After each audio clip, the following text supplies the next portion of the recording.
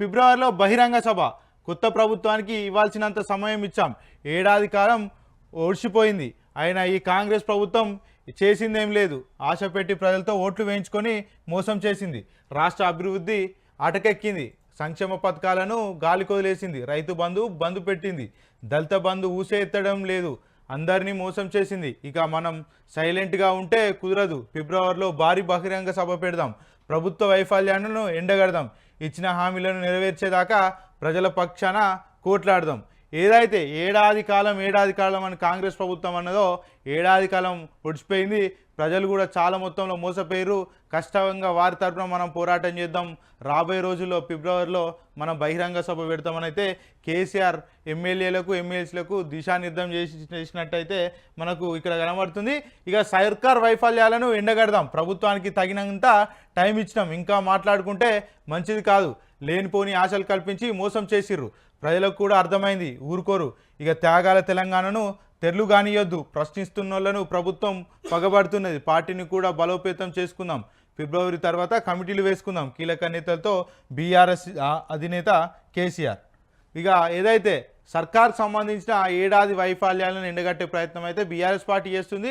ఇక కేసీఆర్ సారథ్యంలో రానున్న రోజుల్లోనైతే పెద్ద బహిరంగ సభ ఏర్పాటు చేసి దాంతోపాటు పార్టీకి సంబంధించిన కమిటీలు కూడా ఏర్పరచుకునేటట్టు అయితే వాళ్ళకు దిశానిర్దేశం చేసినట్టయితే అర్థమవుతుంది. ఇక ఏదైతే ఇన్ని రోజులు ఏమన్నారు, కేసీఆర్ బయటికి రావట్లేదు, ఫామ్ హౌస్లు ఉన్నాడు, బయటికి వెళ్తలేదని ప్రతిపక్షాలు అన్నారు. వాస్తవంగా కేసీఆర్ ఏడాది కాలం పాటు మరి వీళ్ళు ప్రజలకు ఏ విధంగా పనిచేస్తారు, మరి ప్రజలు నమ్మిందంత నిజమేనా, ఇప్పుడే మాట్లాడితే బాగుండదు అనే ఉద్దేశంతో ఒక పెద్ద మనసు చేసుకొని ఈరోజు ఇప్పటి వరకు కూడా ఆగిండు. కానీ రానున్న రోజుల్లో ఏదైతే ప్రభుత్వం చేస్తున్నటువంటి మొండి చర్యలకు ఖచ్చితంగా బుద్ధి చెప్పే రోజులు దగ్గర ఉన్నట్టయితే ఇక కేసీఆర్ చెప్పినట్టు ఇక్కడ అర్థమవుతుంది.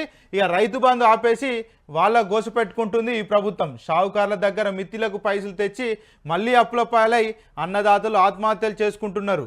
ఏ రైతాంగం కోసమైతే మనం 10 ఏళ్ళు కష్టపడ్డావో ఆ రైతులే ఇవాళ బల్మీకి చనిపోతుంటే గుండె తరుక్కుమైపోతుంది.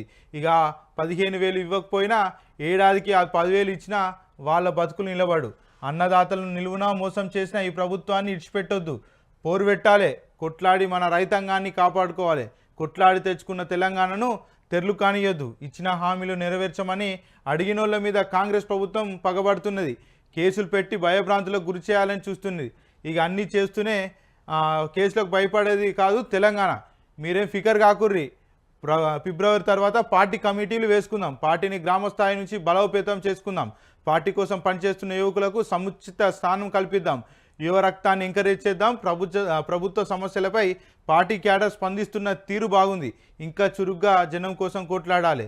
కాంగ్రెస్ చేతిలో తెలంగాణను ఆగం కాకుండా చూడాల్సిన బాధ్యత మనదే అంటూ ఎమ్మెల్యేల ఎమ్మెల్సీల సమావేశంలో బీఆర్ఎస్ అధినేత కేసీఆర్ అయితే కీలక వాక్యాలు చేసినట్టు ఇక్కడ మనకు కనబడుతుంది. ఏదైతే రైతులకు సంబంధించి ఏదైతే గతంలో ఏదైతే రైతు బంధు పథకం కింద ఇచ్చినామో వాళ్ళు మాయమాటలు చెప్పి దానికంటే ఎక్కువ 7,500 పంటకి ఇస్తామనేది ఇప్పటి వరకు కూడా ఇవ్వకపోవడం వల్ల రైతులు ఏదైతే రుణమాఫీ చేస్తారని బయట వడ్డీలకు తెచ్చి ఏదైతే 2 లక్షల కంటే ఎక్కువ అమౌంట్ ఉందో అది కట్టిన పరిస్థితిలో కూడా ఎట్లాంటి రుణమాఫీ కాకపోవడం వల్లనైతే చాలామంది రైతులు చనిపోవడం పట్ల కేసీఆర్ కూడా చాలా వరకు బాధపడ్డట్టు అయితే ఇక్కడ మనకు అర్థమవుతుంది. ఇక మొత్తానికైతే రానున్న రోజుల్లో బీఆర్ఎస్ పార్టీ ఒక గట్టి దృఢమైన స్టాండ్ తీసుకొని ప్రజల కోసం ఏదైతే గట్టి గొంతుకాయ వినిపిస్తున్నట్టుగా మనం చూడవచ్చు. ఎందుకంటే కేసీఆర్ ఇన్ని రోజులు కూడా సైలెంట్ ఉండి ఇక సైలెంట్ ఉండాల్సిన అవసరం లేదు. ఖచ్చితంగా మనం ప్రజల తరఫున పోరాడదామని అయితే వాళ్ళకి సంబంధించిన నాయకులతో అయితే చెప్పినట్టు మనకు అర్థమవుతుంది.